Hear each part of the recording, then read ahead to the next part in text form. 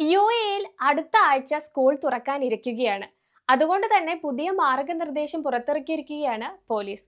School തുറക്കുന്നതോടെ റോഡിൽ തിരക്ക് വർദ്ധിക്കാനിടയുള്ളതിനാൽ അല്പം നേരത്തെ തന്നെ സ്കൂളിലേക്ക് ഇറങ്ങണമെന്ന് അഭ്യർത്ഥിച്ചിരിക്കുകയാണ്.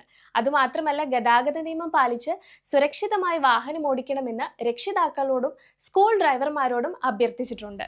ആദ്യ ദിവസങ്ങളിൽ ഉണ്ടായേക്കാവുന്ന തിരക്ക് മുന്നിൽ കണ്ടാണ് കുട്ടികളെ സ്കൂളിൽ വിടാനും തിരിച്ചെടുക്കാനും എത്തേണ്ടത്.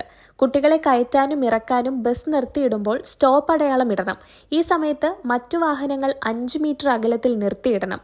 സ്റ്റോപ്പ് അടയാളം ഇട്ട് നിർത്തിയിട്ട ബസ്സിനെ മറികടക്കുന്ന മറ്റു വാഹന ഡ്രൈവർമാർക്ക് 1000 ദിർഹം പിഴയും 10 ബ്ലാക്ക് പോയിന്റും ശിക്ഷയുണ്ട്. നിശ്ചിത ബസ് സ്റ്റോപ്പിലും സമയത്തും വിദ്യാർത്ഥികൾ എത്തിയെന്ന് രക്ഷിതാക്കൾ ഉറപ്പാക്കണം. കുട്ടി വൈകുകയോ ക്ലാസ്സിൽ വരാൻ മുടങ്ങുകയോ ചെയ്യുന്ന ദിവസം ആ വിവരം മുൻകൂട്ടി ബസ് ഡ്രൈവർമാരെയും അറ്റൻഡറെയും അറിയിക്കണം. അനുവദിച്ച ബസ്സിൽ മാത്രമേ കുട്ടികളെ കയറ്റാവൂ. ഇനി സ്കൂൾ ഡ്രൈവർമാർ ശ്രദ്ധിക്കേണ്ട കാര്യം: ഡ്യൂട്ടി സമയത്ത് ഡ്രൈവർമാർ യൂണിഫോം ധരിക്കണം. ആശയവിനിമയം ഇംഗ്ലീഷ്, അറബിക് ഭാഷയിലായിരിക്കണം. ശേഷിയിലേറെ കുട്ടികളെ ബസ്സിൽ കയറ്റരുത്. വേഗപരിധി മണിക്കൂറിൽ 80 കിലോമീറ്റർ കവിയരുത്.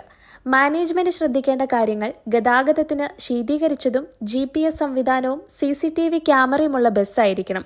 ബസ്സിൽ ശുചിത്വം ഉറപ്പാക്കണം. എമർജൻസി എക്സിറ്റ് സംവിധാനം ഉണ്ടാകണം. ബസ്സിനകത്ത് 10 മീറ്റർ ഇടവിട്ട് അഗ്നിശമന സംവിധാനം ഉണ്ടാകണം. ബസ്സിലും ഫസ്റ്റ് എയ്ഡ് ബോക്സ് നിർബന്ധമാക്കണം. സ്കൂൾ ബസിന്റെ നിറം മഞ്ഞയായിരിക്കണം.